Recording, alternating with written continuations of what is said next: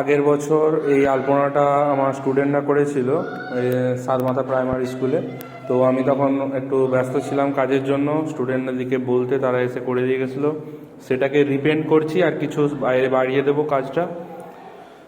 কাজটা কেমন হবে পুরোটা পরে দেখাবো, আর তোমরা দেখতে থাকো। এই কাজটা ভাবছি গেটটার কাছে একটু কিছু কাজ করব, কারণ এখানে ঠাকুরটা থাকে এদের এখানে। তো এইটাকে একটু বাড়িয়ে দেবো সামনেটা, এই পাশটা পুরোটা হোক, তোমাদেরকে আপডেট দেবো।